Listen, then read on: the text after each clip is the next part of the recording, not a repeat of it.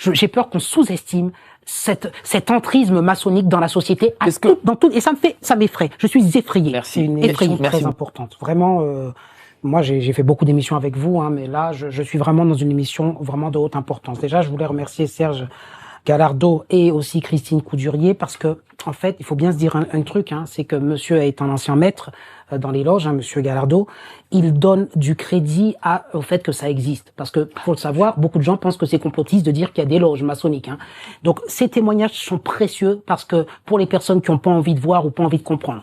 Le deuxième point que je voulais dire, c'est que moi, je suis effrayé. Je suis effrayé parce que là, quand vous nous parlez de ce qui se passe au niveau juridique, mais c'est une toute petite, entre guillemets, branche de cette grosse pieuvre occulte qu'est la franc-maçonnerie, qui est une secte. Pour moi, c'est évident, et je vais vous dire pourquoi.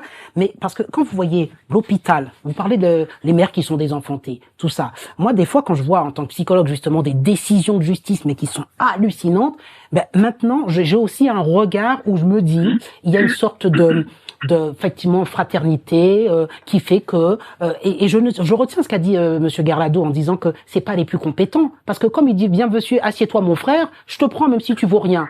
On peut comprendre que dans le gouvernement il y a beaucoup de personnes qui ne valent rien mais qui sont là parce qu'il y a une sorte de fraternité. Donc moi je trouve ça effrayant parce qu'on est gouverné par des gens qui sont très peu compétentes, parfois qui sont nuls, mais quand vous avez un chirurgien, imaginez un chirurgien à l'hôpital qui est maçonnique.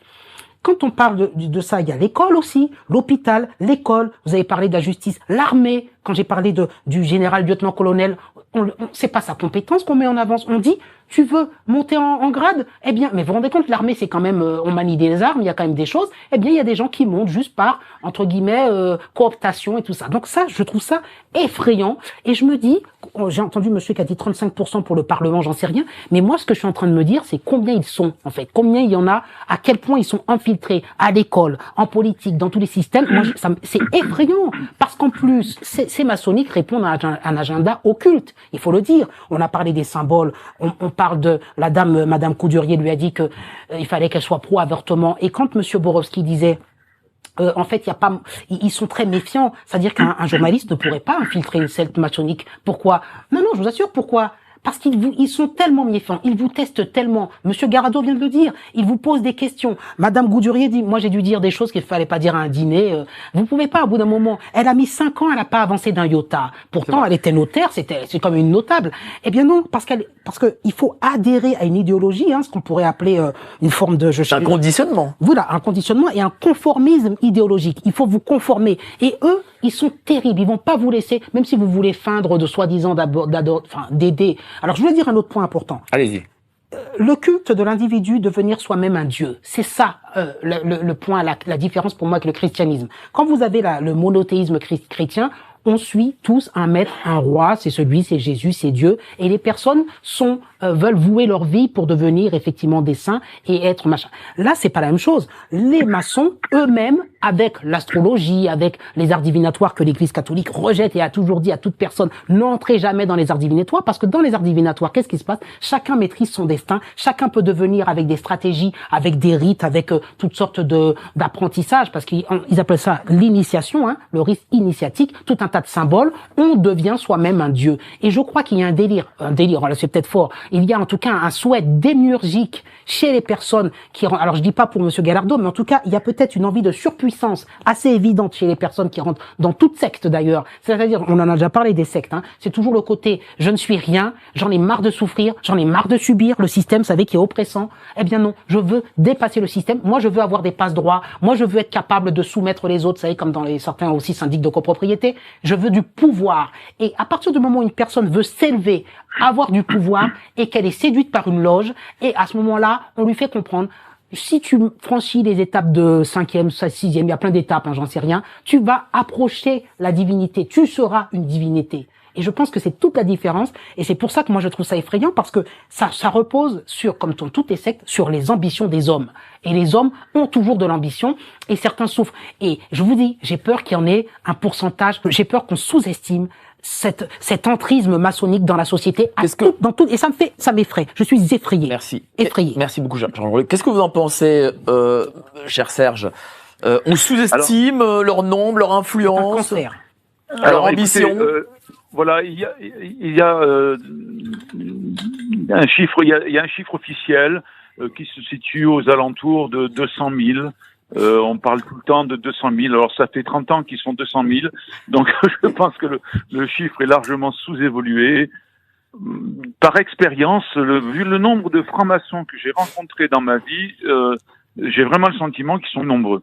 Alors je voudrais juste, si vous permettez, Mike, revenir sur les problèmes de justice qu'évoquait ce monsieur qui est psychologue, qui est à côté de vous, voilà. Je vais apporter mon témoignage personnel. Il se trouve que à une époque, j'ai vécu une dizaine d'années à Antibes, où j'avais un emploi de direction également dans le domaine de l'urbanisme à la mairie d'Antibes. Et il se trouve qu'à la même époque, officier au tribunal de Nice, le procureur de Montgolfier, alors qui est un homme de grande qualité, et qui est tombé sur des magouilles, il n'y a pas d'autre terme, de la franc-maçonnerie, notamment un juge qui privilégiait certains frères en enterrant des dossiers et qui ne sortaient jamais.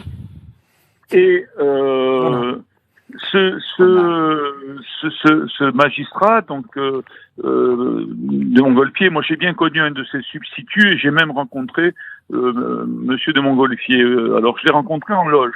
C'est assez amusant parce que en fait, je ne suis pas étonné que la franc-maçonnerie ait cherché à recruter l'intervenant de tout à l'heure qui est psychologue. Parce qu'en fait, c'est leur pratique. Ce monsieur dit qu'effectivement, il en a parfaitement le droit. Il est éloigné de tout système religieux et par conséquent, bien sûr, de la franc-maçonnerie, puisque c'est un système religieux. Mais leur manière à eux, c'est de ne pas vous affronter de face. Et c'est ce qui s'est passé avec de Montgolfier. En fait, de Montgolfier a réalisé qu'il avait en face de lui une sorte de pieuvre maçonnique qui magouillait donc dans les prétoires, et comme c'est un homme qui est honnête, il l'a dénoncé à la presse. Eh bien, je me souviens moi des commentaires en loge au sujet de Montgolfier. Il y avait une haine farouche contre cet homme, et comme par hasard un jour, je l'ai retrouvé dans ce qu'on appelle une tenue blanche, c'est-à-dire que ce sont des francs-maçons qui invitent, alors c'était une loge en plus du Grand Orient à Nice, qui invite un participant qui n'est pas franc-maçon à faire une conférence. Et on a demandé à de Montgolfier pour faire comprendre à de Montgolfier, en quelque sorte, que la franc-maçonnerie était constituée de gens acceptables. Et ils lui ont proposé de rentrer.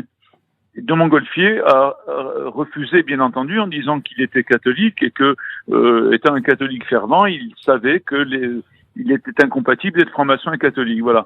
Donc, quelque temps plus tard, de Montgolfier n'a pas changé d'idée. Il n'est pas rentré en franc-maçonnerie. Il a continué à lutter contre ces dissimulations malsaines de la franc-maçonnerie. Ben, savez-vous ce qui s'est passé en fait?